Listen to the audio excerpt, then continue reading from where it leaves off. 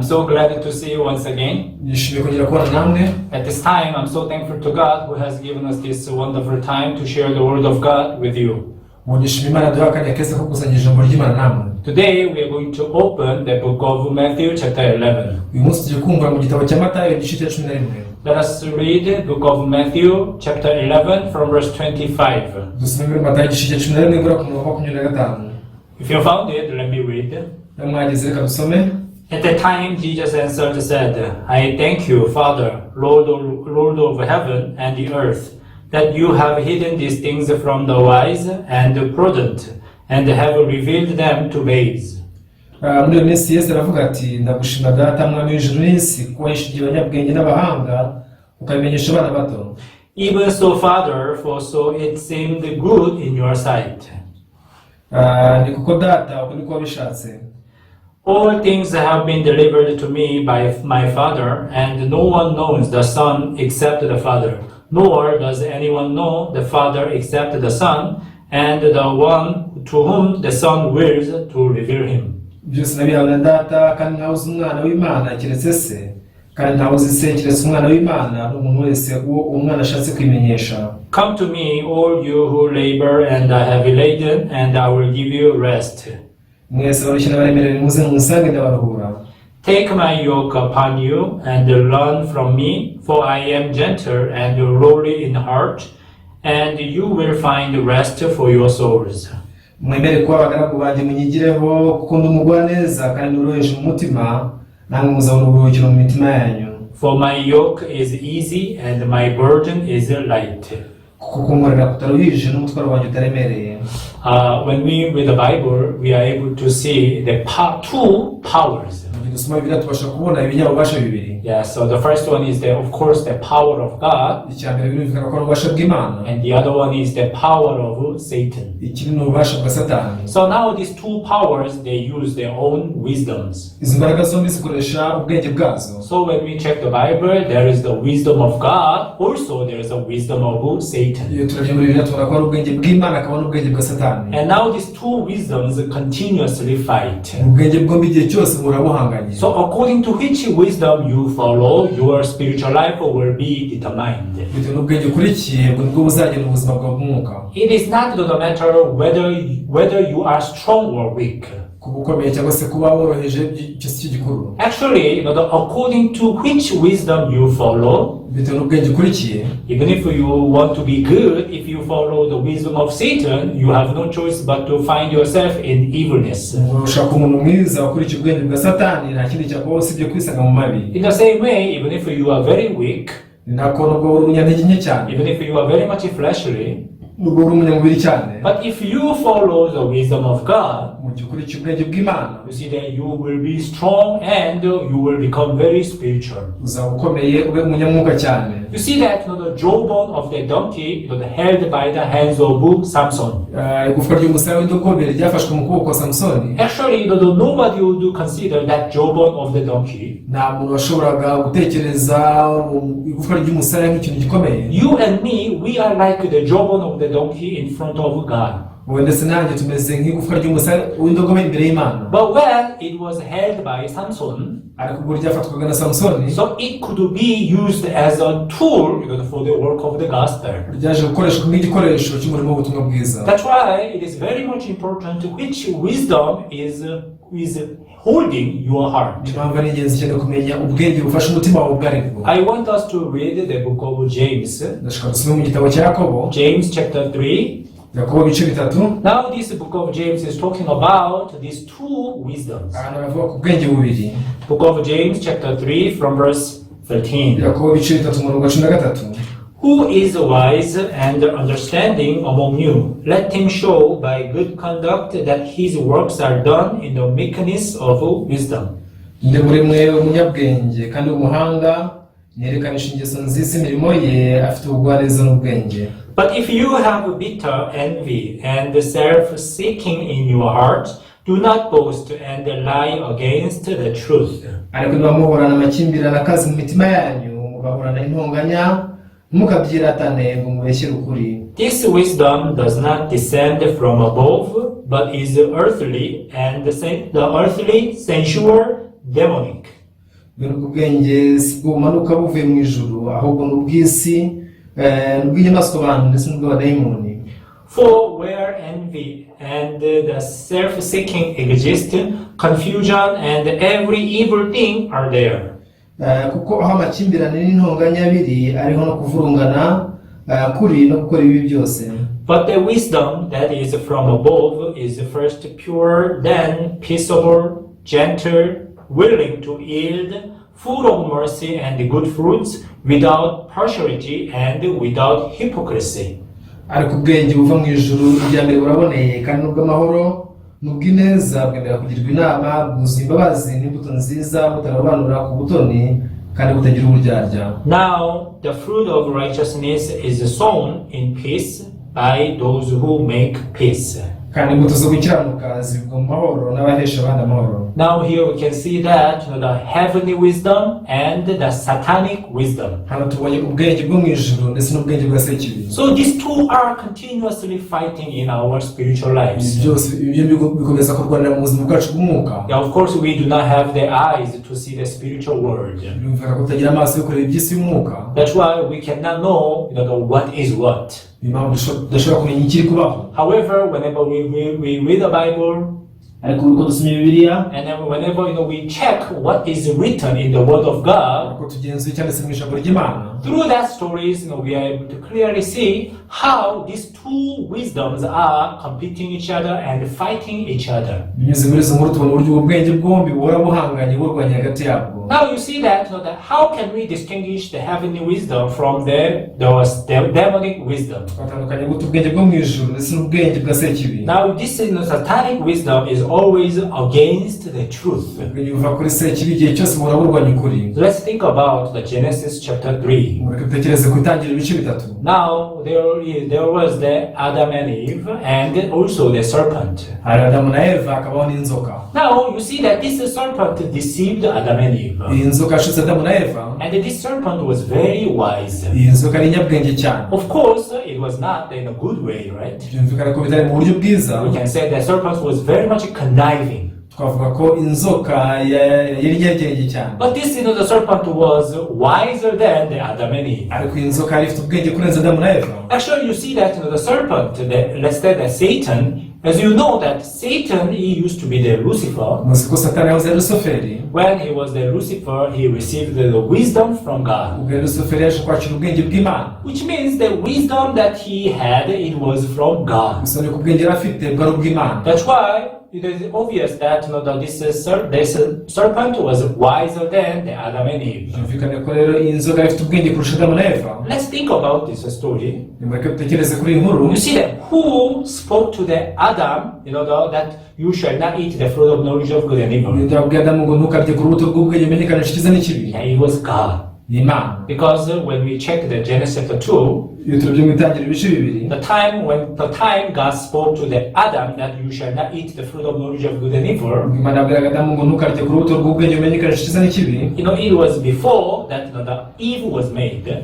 Byabayeho mbere ko Eva aremwa. So when God spoke to the Adam, the evil was nowhere to be found. Imana yavuganye na Adamu rero Eva ntawashobora kumubona. Which means that God spoke to the Adam directly that you shall not eat this fruit of knowledge of good and evil. Bivuze ko Imana yavuganye na Adamu ngo ntuzarye ku rubuto rw'ubwenge umenyekanisha icyiza n'ikibi. That's why you see that this serpent did not approach Adam. Nacyo cyatumye inzoka burya itegera Adamu. Why? Because Adam, he listened to the word from God directly. Adamu yumva ijambo ry'Imana ako kanya. So serpent chose to approach the Eve. Inzoka rero yahisemo gusanga Eva. And then even that when he approached the Eve was not together with Adam. Ikindi kandi ubwo yasangaga Eva ntabwo ari kumwe na Adamu. Because if the Eve was together with Adam when the serpent was trying to approach them, Eva yaza ko ari kumwe na Adamu mu gihe inzoka yegeraga. yeah, Eve could have asked even the Adam easily. Eva no kubaza Adamu rwose mu buryo bworoshye. And Adam could even refuse the word of the serpent. Adamu nawe yari kwanga rwose ijambo ry'inzoka. But at that time, the Eve was alone.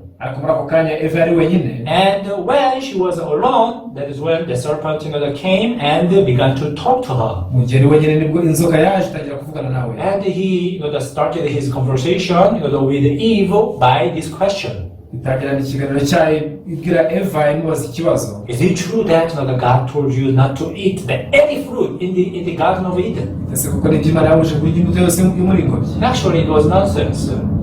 Ibyo nta shingiro byari bifite. Because God allowed Adam and Eve to eat the whatever food except that the fruit of knowledge of good and evil. Imana yemera Adamu na Eva kurya imbuto zose uretse urwo rubuto rw'ubwenge bumenyekanisha icyiza n'ikibi. So this serpent checked in the heart of this Eve whether she knew the word of God exactly or not. Inzoka yabanje kugenzura umutima wa Eva niba azi ijambo ry'Imana koko cyangwa niba ntaryo. But Eve, she did not know the word of God exactly. Ariko Eva ntabwo yari azi ijambo ry'Imana neza. The word that she knew, it was similar to the word of God spoken, but it was not the exact same. Ijambo yari azi ni ijambo ryasaga n'ijambo ryavuzwe ariko ntabwo byari kimwe. Anyways, that the Eve, she did not know the word of God exactly. Therefore, when the serpent talked to her, that she had no choice but to be cheated. Eva yari azi ijambo ry'Imana neza, niyo mpamvu inzoka avuganaga nawe nta mahitamo yagize usibye gushukwa. And then eventually she took the fruit of knowledge of good and evil. Nuko amaherezo ajya ku rubuto rw'ubwenge bumenyekanisha icyiza n'ikibi. And she ate. Aruryaho. So she heard that if you eat this fruit, you shall surely die. Yumvise ngo umusubire kuri uru rubuto ugomba kuzapfa. But nothing happened. Ariko nta cyabayeho. Even though she ate that fruit, nubwo yariye kuri urwo rubuto, she did not die. ntabwo yapfuye. Now here we can see the serpent did not approach the Adam. Tubona ko inzoka itasanze Adamu. Instead, this serpent used Eve to deceive the Adam. Ahubwo yanzoka akoresheje Eva kugira ngo ashuke Adamu. When the Eve stood before the Adam and began to speak to him, ubwo Eva yagaragaye imbere Adamu akagerageza kumuvugisha. You told me that if we eat this fruit of knowledge of good and evil, we shall surely die. Bamwe ko nitujya ku rubuto rw'ubwenge bumenyekanisha icyiza n'ikibi byanze bikunze tuzapfa. Didn't you say that this is what God has said? Ese ntiwavuze ko ari ibyo Imana yavuze? But today I took this fruit. Ariko dore urwo rubuto naruriyeho. You see that I'm still alive. Urabona ko ntapfuye. Yeah, probably that the word of God was not true. Hari iryo jambo ry'Imana ntiryari ukuri. You see, I told you that this satanic wisdom is always against the truth. Ntabwo kubwenge bwa sekibi igihe cyose burwanya ukuri. Now even the Adam, even though he listened to the word of God from him directly, Adamu nawe nubwo yari yumva ijambo ry'Imana imwibwiriye. So God spoke to the Adam directly that you shall not eat the fruit of knowledge of good and evil. Imana yabwira Adamu ngo ntuzarye ku rubuto rw'ubwenge bumenyekanisha icyiza n'ikibi. But when he saw the Eve, that even though she ate the fruit of knowledge of good and evil, she was still alive. Ugabonaga Eva yari ku rwo rubuto rwo gukomeza kubaho. Now he began to fall into the confusion. Yatangiye gucanganyikirwa. Oh, what is this? Aribaza ati sibi niki? God, for sure, he told me that if I eat this fruit, I shall surely die in that day. Imana yambwiye ko nijya ku rubuto byanze bikunze umunsi nzapfa. But the Eve, whom he gave me, she ate this fruit, but she's still alive. Ariko dore Eva yampaye, we yari ku rubuto naracyariho. Now he began to fall into the confusion, and eventually also he was cheated by Satan, and he took the fruit of knowledge of good and evil. Ako kanya yatangiye gucanganyikirwa nuko ashukwa na Satani nawe arya kuri urwo rubuto rw'ubwenge bumenyekanisha icyiza n'ikibi. Now if you see the conversation between the serpent and the Eve, witegereje ikiganiro hagati y'inzoka na Eva. Actually the serpent, he planted one heart in the heart of the Eve. Umutima inzoka yabibye mu mutima wa Eva. The heart of wanting to be like God. Umutima wo gushaka kumera nk'Imana. If you eat this fruit, nguriye urubuto, you will be like God, knowing good and evil. uzamera nk'Imana umenye icyiza n'ikibi. If you eat this fruit, you will become like God. Urya kuri urubuto nawe uzamera nk'Imana. Actually, whose heart was it? Ese umusanzwe wari umutima wande? It was the heart of the Satan. Umutima wa Satani. Because Satan, he wanted to be like God. Ko Satani yashatse kumera nk'Imana. Then Lucifer, he received the wisdom from God and perfection and wisdom, even the beauty. Lusiferi yakiriye uburanga bw'Imana ndetse n'ubwenge bwayo ndetse n'ubutungane. So with what he received from God, he exalted himself and he wanted to be like God. Ibyawe n'Imana byamuteye kwishyira hejuru nuko yifuza kumera nkayo. Now those who received this satanic wisdom, they always exalt themselves. Amaze kwakira ubwenge bwa sekibi batangira kwishyira hejuru. They always want to be in the same position with God. Igihe cyose bifuza kureshya n'Imana. Even this Eve, she wanted to be like God. uyu Eva nawe yifuje kumera nk'Imana. Also I want to know what good is and what evil is. Nanjye ndifuza kumenya icyiza n'ikibi byari byo. So those who take the satanic wisdom, they always exalt themselves and they put the word of God lower than their thought. Abafashe ubwenge bw'ubushitani rero babishyira hejuru bagashyira ijambo ry'Imana munsi y'ibitekerezo byabo. So one character we can find easily from the Bible, who received this kind of satanic wisdom is the King Saul. Umuntu dushobora kubona muri Bibiliya wakiri ubwo bwenge bwa Sekibi ni umwami Sawuli. If you keep reading this, the story about the King Saul in the Bible, you can easily find that this King Saul, he always wanted to exalt himself. He wanted to establish his stature. So let us build my statue in front of the people so that people may respect me. Now he always wants to exalt himself. Why? Because he was living with the satanic wisdom. Now eventually Adam and Eve, they forsook the word of God and they took that fruit of knowledge of good and evil. And as God said, that day the Adam and Eve, they were dead. Yes, physically they were not dead. Yeah, they died like some 100 years later. But the connection with God, that was completely broken. As you know that God is life. And when Adam and Eve, they were disconnected from God, who is life, from that moment, death began to rule over the Adam and Eve. You can think about the flower. Yeah, when flower is connected with the branch, you can say that, wow, this is beautiful, this is alive. But what if this flower is cut off, disconnected from the branch?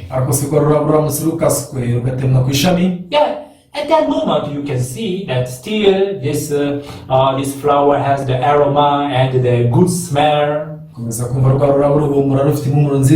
still has the beautiful, the color. But not many hours later, probably just 1 or 2 hours later, you can find that this flower withers. The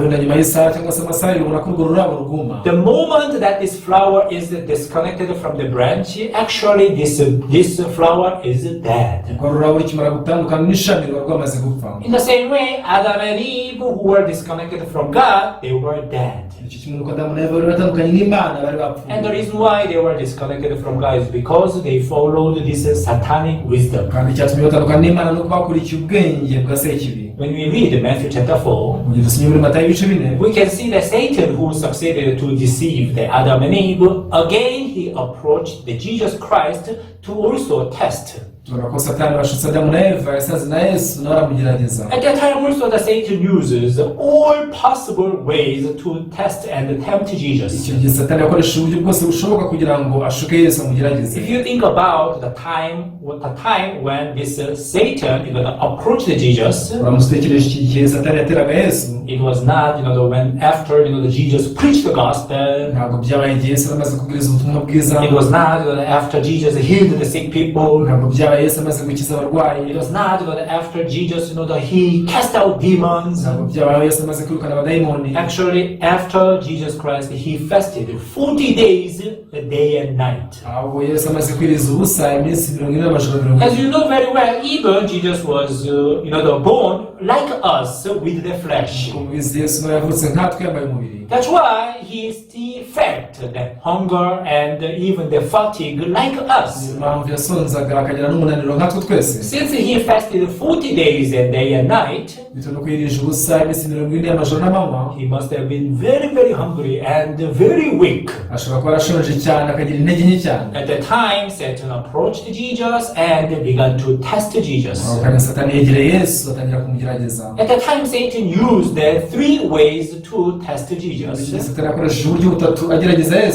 lust of the flesh, akoresha irari ry'amaso, which is the bread, ari umutsima. and the second one is the lust of the eyes, Icya kabiri ni irari ry'amaso, the beautiful things according to the eyes of the human being. ibintu byiza bigaragara ukurikije amaso y'umuntu. And the last one is the pride of the life, Ikindi ni ukwibona k'ubugingo, like honor or whatever. nk'ibyubahiro ndetse n'ibindi nk'ibyo. Now Satan used these three ways to test Jesus. Satani akoresha ibyo bintu bitatu kugira ngo ashike Yesu. Well, one thing that we can clearly see is that Jesus was not defeated by the Satan. Ariko icyo tubona ko nuko Yesu ataneshejwe na Satani. Why? Kuki? Because Jesus, he was replying to the Satan, not with his own source, but with the written word. In other words, the heavenly wisdom. Kubera ko Yesu atasubizanyaga Satani ibitekerezo bye, ahubwo ni ubwenge buva mu ijuru bivuze ibyanditswe. Dear viewers, the only way for us to overcome that satanic wisdom is for us to stand by the wisdom from heaven. Nshuti mukurikiye, kugira ngo tuneshe ubwo bwenge bwa Sekibi nuko duhagarara mu bwenge bw'ijuru. Jesus, even though he is the son of God, Nubwo Yesu ari umwana w'Imana, he did not just reply to Satan with his own idea, with his own opinion. ntabwo yapfuye gusubizanya Satani ibitekerezo bye gusa cyangwa se ubwenge bwe. He continually said, "It is written, it is written, it is written." Yakomeza kuvuga ati biranditswe, haranditswe. Written word. Ijambo ryanditse. That written word, it contains heavenly wisdom. Iryo jambo ryanditse riri mu bwenge bw'ijuru. Now you see the only way for us to overcome the satanic wisdom, it is, to have the heavenly wisdom. Uburyo bushoboka twaneshamo ubwenge bwa Sekibi ni ukugira ubwenge bw'ijuru. So we have the word of God. Rero dufite ijambo ry'Imana. Actually, in this word of God, there is a heavenly wisdom. Iri jambo ry'Imana mu bwenge bw'ijuru. But the biggest problem is that in order for us to use this, the heavenly wisdom, we should not add anything to that, the word of God, or we should subtract anything from the word of God. Ariko rero ikibazo nuko kugira ngo tugire ubwenge bw'ijuru nuko ntacyo tugomba kongeraho cyangwa se kugabanya ku ijambo ry'Imana. Because the word of God itself is pure. Ijambo ry'Imana ubwaryo riraboneye. If we add anything to this word of God, tugize icyo twongera kuri iryo jambo ry'Imana, or if we just subtract anything from the word of God, cyangwa se tukagira icyo dukura kuri iryo jambo ry'Imana, that will be no longer the word of God. ntabwo ryaba rikiri ijambo ry'Imana ry'umwimerere. That's why the Bible says, niyo mpamvu Bibiliya ivuga ngo either cold or hot. ati ukonje cyangwa se ubire. What does this mean? Ibyo ni ukuvuga iki? So you should be the one of these two. kuba kimwe muri ibyo byombi. You should have the clear line. Do not mix. ugomba kugira umurongo ufatika ntuvange. If you are lukewarm, I will vomit you out. umusoro akazuya zinakuruka. Now you see that if you clearly understand what the Bible says, waramusobanukirwa neza icyo Bibiliya ivuga. the Bible clearly shows us a two part. bitwereka neza ibice bibiri. How evil we human beings are.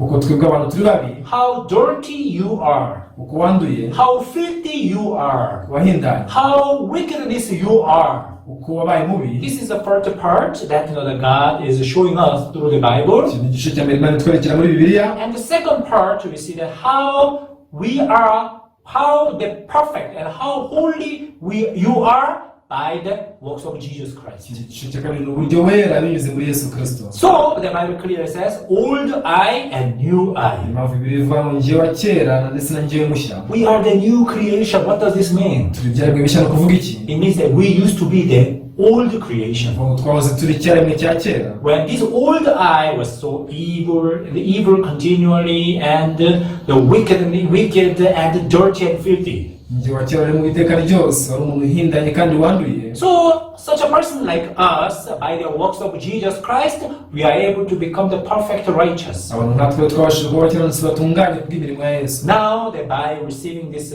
heavenly wisdom, we are able to discover these two parts clearly. binyuze mu kwakira ubwenge bw'ijuru tubasha gutabara ibintu byombi neza. Therefore, people who have received the true gospel, abantu bakira ubutumwa bwiza by'ukuri, they have their very clear testimony bagira ubuhamya bwumvikana how evil they are. uburyo bari abantu babi. Also at the same time, they testify that how holy and righteous they are. kandi bakanahamya uburyo babaye abera ndetse n'abakiranutsi. Even Apostle Paul, he testified that I am a sinner.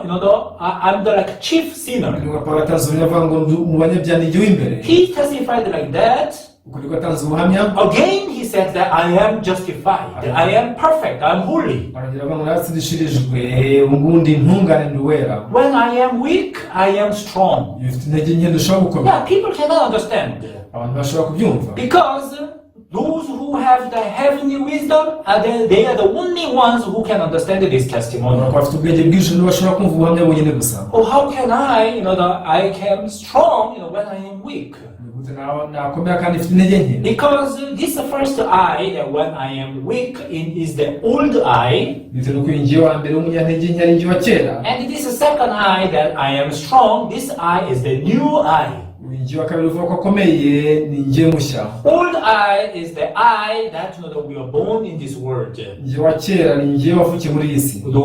This the sinful nature. Iyi kamere y'icyaha. The heart is deceitful above all things and desperately wicked. Umutima mubi cyane kandi wahindanye kurenza ibintu byose. I who was born with this satanic wisdom.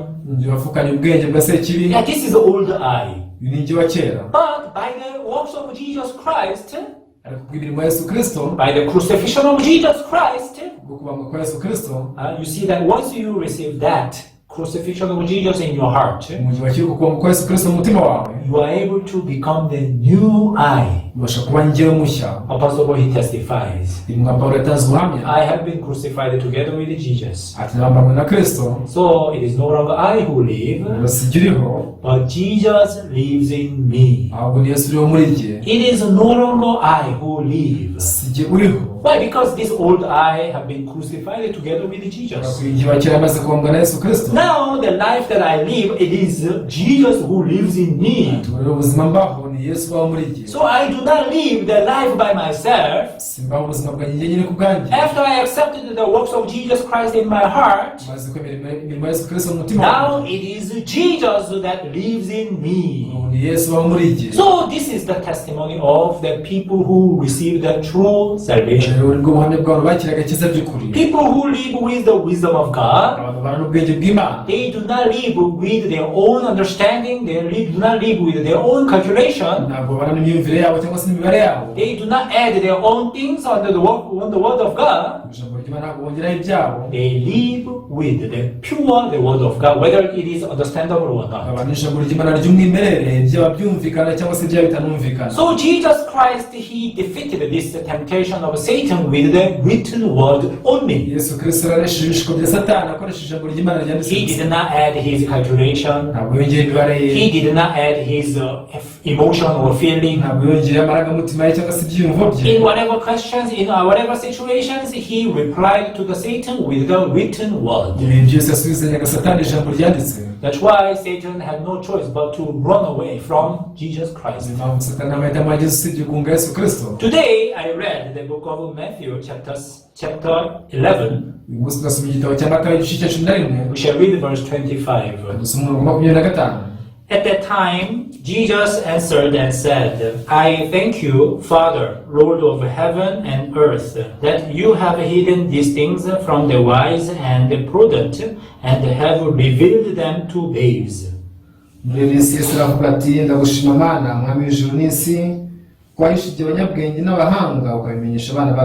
Now here you can find two categories of the people, the wise and prudent. What kind of people are they? They are the wise and the prudent. But the will of God is hidden to them. It means that these people, they live with the satanic wisdom. People who think that they are smart. And even though they read the Bible, they read the Word of God, they add their own calculation, they add their own, their own contribution. To these people, this will of God is hidden. Why? Because they are not able to receive the Word of God the way it is. But what about the babes? Now you see that this will of God is revealed to them. If you see the baby, you see that these babes, they just receive whatever things from their parents. abana bato bakira ikintu icyo ari cyo cyose kivuye ku babyeyi babo. Whatever mom gives, these babes, they receive. icyo gihe bahaye cyose abana baracyakira. They don't add anything. ntacyo bongeraho. They just to receive everything from their bapfa moms. kwakira ibintu byose bahawe na nyina. In the same way, icyo kimwe rero the people living with the wisdom from heaven, n'ababana n'ubwenge bwo mu ijuru they do not add anything from them to that of the heavenly wisdom. nta kintu bajya bongera ku bwenge bwo mu ijuru. They just accept and they just to receive the heavenly wisdom the way it bapfa is. kwemera bakakira ubwenge bwo mu ijuru uko bwakabaye. That's why the people who live with the satanic wisdom, who think that they are wise, they are prudent, they are blind to the heavenly wisdom. ababana n'ubwenge bwa satani batekereza ko bajijutse, banabana n'ubwenge bwa sekibi. These people, they have no choice but to live with their own energy, with their own power. nta mahitamo bagira usibye kubana n'ingufu zabo n'imbaraga zabo. That's why their lives are very much tired. bava mu buzima bwabo bahora barambiwe cyane. So verse 28, 28 come to me, all you who labor and are heavy laden, and I will give you rest. mwese abarushye n'abaremerewe nimuze munsange ndabaruhura. You can think about these people. ushobora gutekereza kuri aba. Why do you think these people, they labor and are heavy laden? utekereza ko iki gituma abantu baruha ndetse bakanaremererwa. Because you see that they have never received the heavenly wisdom. kubera ko batigeze bakira ubwenge bwo mu ijuru. People who receive the heavenly wisdom, they have rest from Jesus Christ. bakira ubwenge bwo mu ijuru bagira ikiruhuko kivuye kuri Yesu Kristo. Because this is what Jesus promised. kubera ko icyo Yesu I yasezeranyije. will give you rest. nzaguha ikiruhuko. So people who have the wisdom from heaven, abana n'ubwenge bwo mu ijuru they must have this rest in their heart. bagomba kugira ikiruhuko mu mitima yabo. But people who labor and the people who are heavy laden, ariko abarushye ndetse n'abaremerewe it is because they never received that heavenly wisdom. kubera ko batigeze bakira ubwenge bwo mu ijuru. They live with this satanic wisdom. babana n'ubwenge bwa sekibi. And they try to solve the problem by themselves. kandi bagerageza kwikemurira ibibazo ku bwabo. Now we had so many people, they take this yoke. abantu benshi bamaze kwikorera imitwaro. They have a lot of burdens on their shoulders. bafite imitwaro myinshi ku ntugu zabo. The burdens of sin imitwaro y'ibyaha. and the burdens of the problems in their lives. ibibazo byo muri iyi si. You see, even though they said they believe in God, ubwo bavuga ko bizera Imana. but you always you see that people try to solve the problems by themselves. igihe cyose bagerageza kwikemurira ibibazo ku bwabo. But what does Jesus say here? ariko sala Yesu aravuga ngo iki? You come to me. muze munsange. What does this mean? ni ukuvuga iki? I know that you have that other burden. ndabizi ko ufite iyo mitwaro. I know that you have that problem. ndabizi ko ufite ibyo bibazo. You come to me.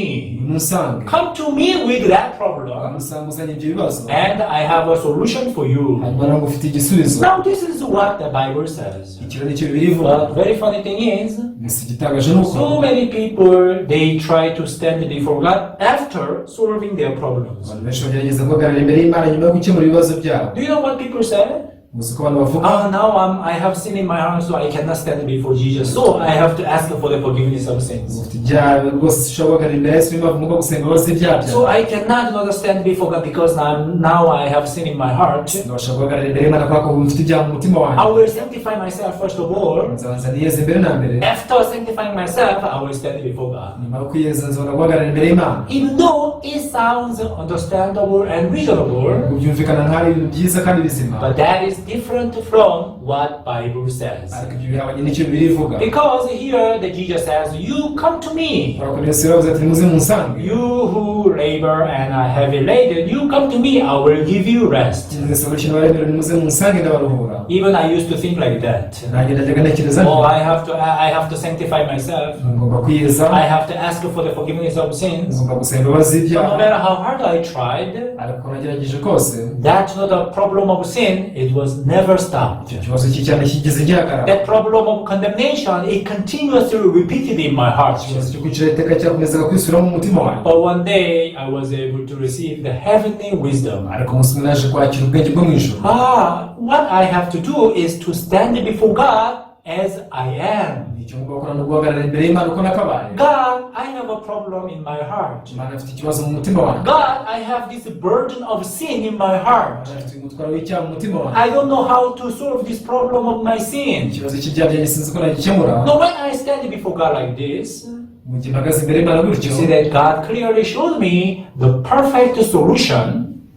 Imana inyereka umuti utunganye, that was the eternal redemption that which was done by Jesus Christ. ari ugucungurwa kw'iteka kwakozwe na Yesu Kristo. All of my sins have been redeemed by the death of Jesus Christ. Ibyaha byanjye byose byacunguwe n'urupfu rwa Yesu Kristo. I was able to discover naje gutahura Jesus had taken all my sins even before I was born in this world. Yesu yakuye ibyaha byanjye byose na mbere yo kumvukira muri And isi. Jesus was crucified at the cross Ukabambwa ku musaraba to pay for all my sins. kugira ngo yishyurire ibyaha So byanjye. when I received that word in my heart, Iryo jambo rero ryakiriye umutima that wanjye, heavenly wisdom, it entered in me ubwenge bwo mu ijuru bwinjira muri njye, and it gave me the true peace and true rest. ukaba amahoro y'ukuri ndetse n'ikiruhuko cy'ukuri. Dear viewers, Nshuti mukurikiye, so with what kind of wisdom are you living? ese ubana n'ubuhe bwenge? If you live with the satanic wisdom, ubana n'ubwenge bwa sekibi, that satanic wisdom will tell you continually that you have to sanctify yourself, you have to solve this problem by yourself. uzakubwira ngo ugomba kwiyeza, ugomba kwikemurira ikibazo ku bwawe, And no matter how hard you try, kandi uko wagerageza cyane kose you can never ever